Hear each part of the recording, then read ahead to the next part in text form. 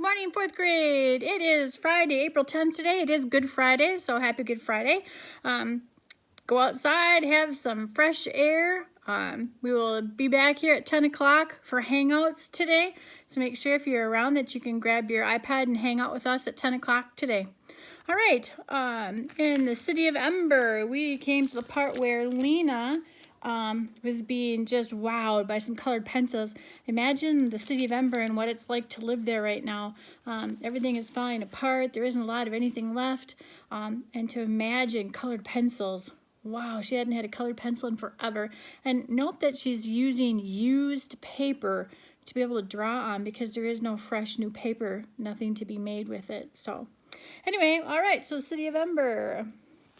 Remember, she's at that store and she just can't determine if what colored pencil she wants.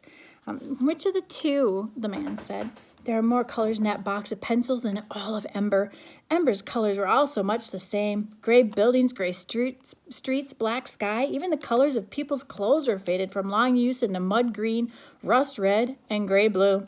But these colors, they were as bright as the leaves and flowers in the greenhouse. Lena's hand hovered over the pencils. The blue, no, the yellow, no, the man made an impatient noise in the back of his throat. The green one, said Lena. I'll take the blue and the green. She lifted them out of the box, and she took the money from the pocket of her coat and handed it to the man, and she put the pencils in her pocket. They were hers now. She felt fierce, defiant joy. She turned to go, and that's when she saw the baby was no longer in the store. Poppy, she cried and whirled around. Did you see my little sister go out? She asked the man. Did you see which way she went? He shrugged. I didn't notice. Lena darted into the street to look in both directions. She saw lots of people, some children, but no Poppy. She stopped an old woman. Have you seen a little girl, a baby, walking by herself in a green jacket? A green jacket has a hood on it. The old woman just stared at her with dull eyes and shook her head. Poppy, Lena called. Poppy! Her voice rose to a shout. Such a little baby couldn't have gone far, she thought. Maybe down toward Greengate Square, where there were more people walking around. Oh, she began to run.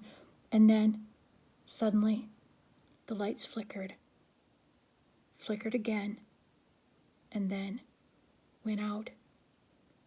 Darkness slammed up in front of her like a wall. She stumbled, caught herself, and stood still, but she could see absolutely nothing. Shouts of alarm came up and down the street, and then silence. Lena stretched her arms out. Was she facing the street? Was she facing the building? Terror swept through her. I must just stand still, she thought. Stand still. The lights will come on again. They have to in a few seconds. They always do. But she thought of Poppy alone in the blackness, and her legs went weak. I have to find her, she thought to herself. She took a step, and when she didn't bump into anything, she took another, and the fingers of her right hand crumpled against something hard. It must be the wall of the building, she thought. Keeping her hand against it, she turned left a little and took another step forward. Then suddenly, her hand touched empty air. This has to be Deadlock Street, right? Had she passed Deadlock Street already? Oh, she couldn't keep the picture of the street clear in her mind. The darkness seemed to fill not just the city around her, but the inside of her head as well. Heart pounding, she waited. Come back, please, she pleaded. Lights, please come back. She wanted to call out to Poppy, to tell her to stand still, not to be afraid. She would come for her soon. But the darkness pressed against her, and she couldn't summon her voice. She could hardly even breathe. She wanted to claw the darkness away from her eyes as if it were someone's hands. Small sounds came from here and from there and around her, a whimpering, a shuffling. In the distance, someone called out incoherently. How many minutes had gone by? The longest blackout ever had been 3 minutes and 14 seconds. Surely this was longer, wasn't it? She could have endured it if she'd been on her own. It was the thought of Poppy lost that she just couldn't stand. And lost because she hadn't been paying more attention. She should have been paying attention and not to the boxes of pencils. Oh, she'd been selfish and greedy, and now she was sorry, so incredibly sorry. She made herself take another step forward. But then she thought, what if I'm going away from Poppy? Lena began to tremble. She felt the sinking and dissolving inside her that meant she was going to cry. Her legs gave way like wet paper, and she slid down until she was sitting on the street with her head on her knees, trembling. Her mind a wordless whirl of dread. She waited. An endless amount of time went by. A moan came from somewhere to the left. A door slammed closed. Footsteps started and then stopped. Into Lena's mind floated the beginning of the worst question. What if the lights never? She squeezed her arms around her knees and made the question stop. Lights come back, she said to herself. Lights come back, please, please come back on. And then suddenly, they did. Lena sprang up. There was a street again, and people looking upward with their mouths hanging open. All around, people started crying or wailing or grinning in relief. Then all at once, everyone started to hurry, moving fast toward the safety of home in case it should happen again. Lena ran to a Green Gate Square, stopping everyone she passed. Did you see a little girl walking by herself when the lights went out? Oh, please, she had a green jacket and a hood. Did anyone see her? But no one wanted to stop. No one wanted to listen to Lena. They were in a hurry to get home. On the B Street side of the square stood a few people all talking at once and waving their arms. Lena ran up to them and asked her question. They stopped talking and stared at her. How could we see anyone? The lights were out, said Mammy Progg, a tiny old woman whose back was so bent that she had to twist her head sideways to look up. Lena said, No, she wandered away before the lights went out. She got away from me. She may have come this direction. Well, said Mammy Priggs, you need to keep a better eye on your baby. Babies need watching, said the woman who'd been singing with the Believers. But someone else said, Oh, a toddler? A green jacket?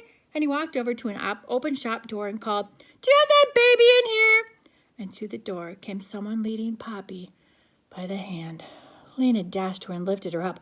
Poppy broke into loud wails. You're all right now. You're all right, said Lena, holding her tightly. Don't worry, sweetie. You were just lost a moment. You're all right now. I've got you. Lena's got you. Don't worry. When she looked up to thank the person who'd found her, she saw a face she suddenly recognized. The face was Doone's. He looked the same as when she'd last seen him, except that his hair was shaggier. He had on the same baggy brown jacket he always wore.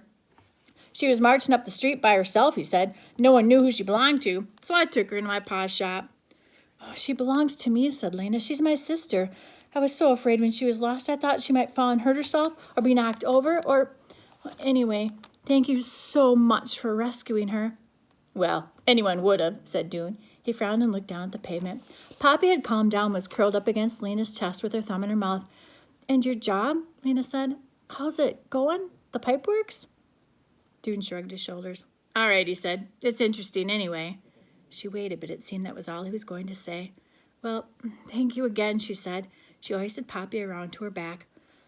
Lucky for you, Doone Harrow was around, said Mammy Proggs, who'd been watching them with her sideways glare. He's a good-hearted boy. Anything breaks at my house, he fixes it. She hobbled after Lena, shaking a finger at her. You'd better watch that baby more carefully, she called. You shouldn't leave her alone, the flute player added. I know, said Lena. I know, you're right. When she got home, she put the tired baby to bed in the bedroom they shared. Granny had been taking an afternoon nap in the front room and hadn't noticed the blackout at all. Lena told her that the lights had gone out for a few minutes, but she didn't mention anything about Poppy getting lost. Later in her bedroom with Poppy asleep, she took the 2 colored pencils from her pocket. They were not quite as beautiful as they had been. When she held them, she remembered the powerful wanting she had felt in that dusty store, and the feeling of it was mixed up with fear and shame and darkness.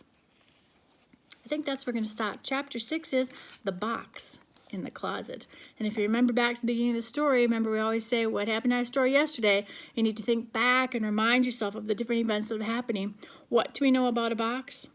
See you guys on Monday. Bye. Happy Easter.